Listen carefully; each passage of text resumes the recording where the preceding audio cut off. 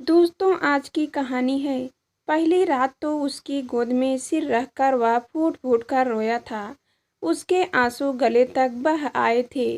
इस झगड़े से रौबदार नौजवान को इस प्रकार रोती देख वह सहम गई थी। उसने सुना अवश्य था कि यह उसकी दूसरी शादी है। पहली जलकर मर गई थी। दुनिया में लोग दूसरी शादी करते हैं जो जल भुन गया। उसके बारे में सोचने की जहमत उसने नहीं उठाई थी। पुलिस की नौकरी है लड़के की।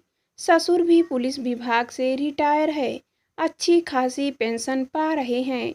माना कि एक 4 वर्ष का बच्चा है। कोई बात नहीं, खाता पीता पड़ा रहेगा। उसे संभालने के लिए तो सास ससुर पर्याप्त हैं। वैसे भी 30 की पक्की उम्र हो रही थी।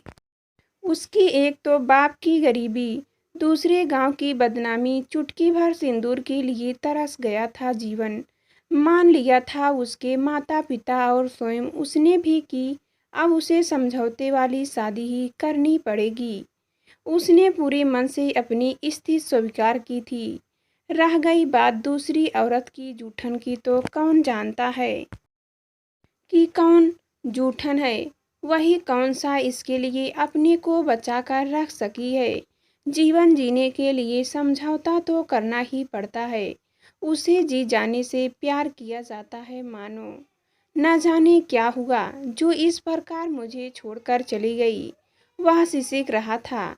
शांत हो जाइए, तकदीर पर किसका बस चलता है। जितने दिन का संग साथ लिखा कर लाई थी, उतने दिन निभा कर चली गई। ये तो लगता है मुझे आपकी सेवा का मौका मिलना वदा था। यदि वह होती तो मैं भला क्यों आती। आपके जीवन में उसने अपनी कामदार साड़ी के आंचल से उसके आंसू पोंछे।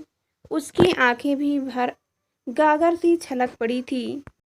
वह नादान बच्चे की तरह उसकी बातें स्वीकारता रहा। आप पुराना सब कुछ भूल जाइए, जैसे वह आपका पिछला जन्म हो। मुझसे जितना बन पड़ेगा आपकी सेवा करूंगी। समय सब कुछ भुला देता है। मीरा एक नन्हा सा बच्चा है। देखा नहीं तुमने उसे। उसने उम्मीद भरी निगाहों से उसे देखा। देखा है। वह तो पहले ही मेरी गोद में आकर बैठ गया था। उसने बात समाप्त की थी। वह सुबह देर तक सोता रहा। उठा तो बेहद झुंझलाया हुआ। उसे डांटा। यह तोड़ा, वह पटका। माँ दौड़ दौड़ कर उसके काम करती रही। ले देकर वह ड्यूटी गया। बार बार अंदर बाहर होते होते दूसरी रात उसने पी रखी थी। माँ थर थर काँप रही थी। बाप से कुछ कहते नहीं बन रहा था। उसे तो काटो तो खून नहीं था शरीर में। शराब पीता है, चलो कोई बात नहीं। हमारे सौदा में तो लगभग सभी पीते खाते हैं। पापा भी तो पीते हैं। वे तो ड्राइवर हैं। उनका पिए बिना कहाँ चलने वाला है। यह भी तो पुलिस में है। बहुत तनाव रहता है। इनके जीवन में सब चलेगा। उसने स्वयं को हर प्रकार के सदमे से मुक्त किया। मैं पीता नहीं। शादी की खुशी में दोस्तों ने पिला दिया। तुम नाराज तो नहीं। कमरे में वह एक अच्छे आदमी की तरह शांत था। कोई बात नहीं, हो जाता है कभी कभी। ऊपर से वह भी सामान्य लग रही थी। उसकी आंखों में वासना के डोरे उभरे जा रहे थे। उसका आशय समझकर वह गहरे से मुस्कुराई। कहते हुए उसने अपने कपड़े उतार कर कुर्सी पर रख दिए। उसने शर्म से अपनी आंखें बंद कर ली। बाहर एकदम शांति थी।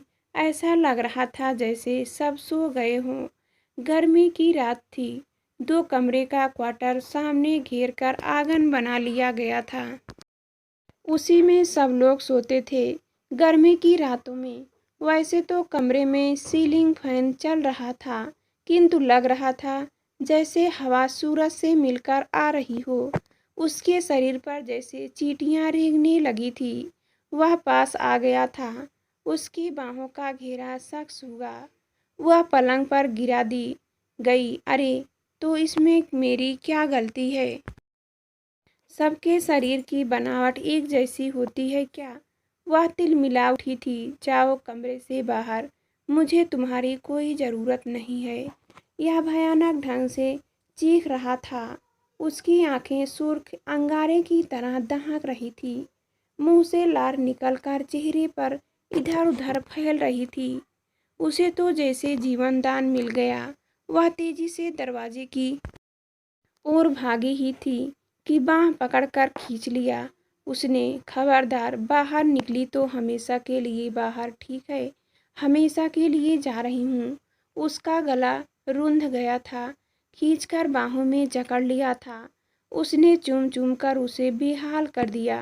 न जाने कहाँ से इतना प्यार का सागर उमड़ आया उसके व्यवहार में। माफ़ कर देना मालती, मैंने मजाक किया था। मैं देख रहा था कि तुम कितना सह सकती हो। तुम तो मेरा उजड़ा घर बसाने आई हो। कभी मुझसे दूर मत जाना, वरना मैं तो बिना मारे मर जाऊंगा। वह जार जार रोने लगा था। मुझे माफ़ कर दो, वरना अपनी जान दे दूंगा।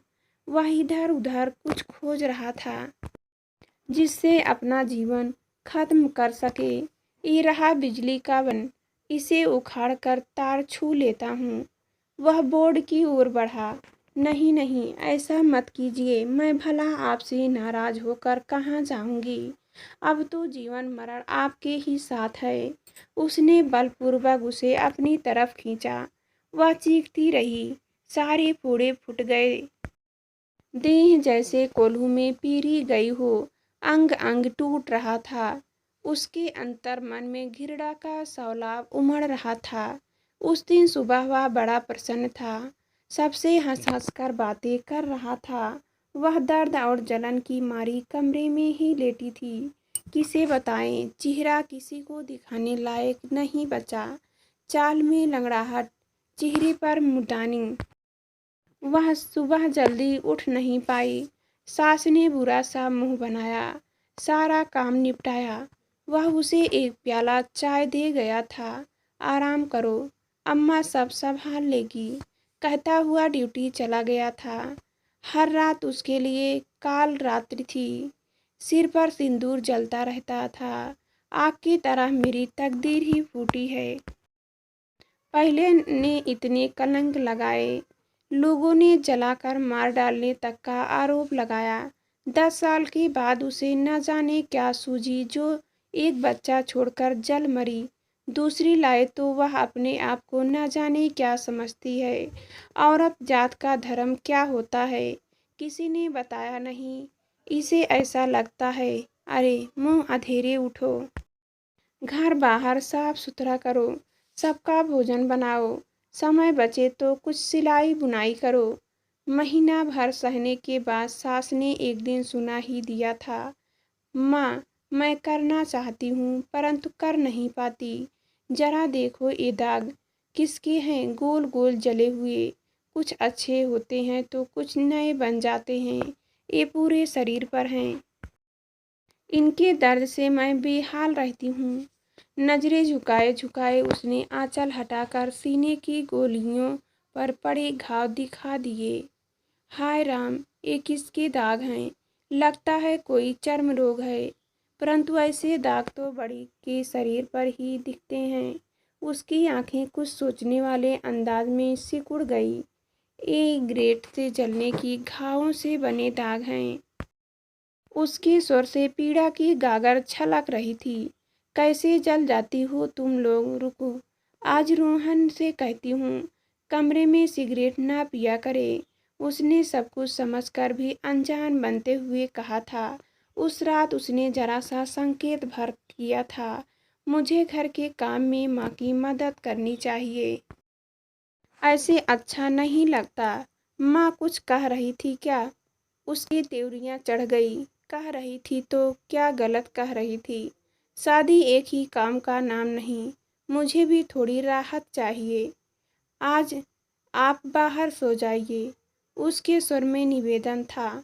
वह इस प्रकार उछलकर बाहर निकला जैसे बिच्छू ने डंक मार दिया हो। मेरा जरा सा सुख तुझसे देखा नहीं जाता। तू तो शौकीन से भी ज़्यादा जहरीली हो। कितने दिन उसे आए हुए जो उसने तेरा पानी पिंडा नहीं किया। बक बक कर लेता है, मुंह खुल गया है। इसी मुंह के कारण बड़ी जल मरी। अब फिर वही शुरू कर रही है। वह बिफरे सांड की तरह आंगन में घेरा दे रहा था। वह संकोच से मरी जा रही थी। क्या सोचेगी सास। आते ही चुगली करके माँ बेटे को लड़वाने लगी। मैंने ऐसा क्या कह दिया जो इतना बिगड़ रहा है। मुझसे पूरा काम हो नहीं पाता, इसलिए थोड़ा मदद करने को कहा है।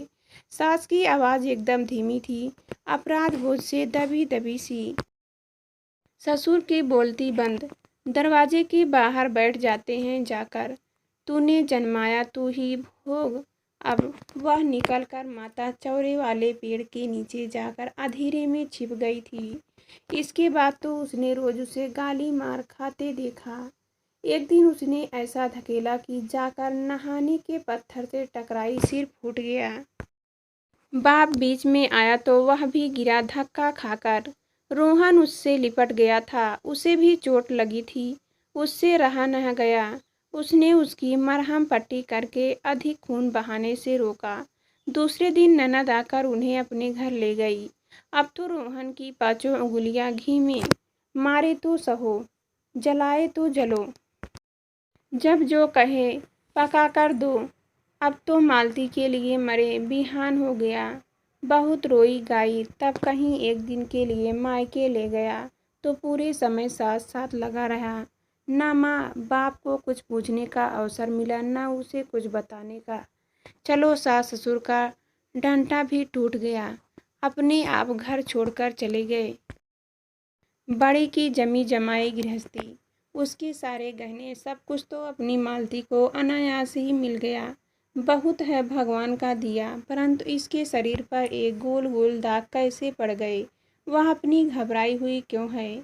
उसने मन में कुछ प्रश्न थे, उतना उत्तर देने वाला कोई नहीं था।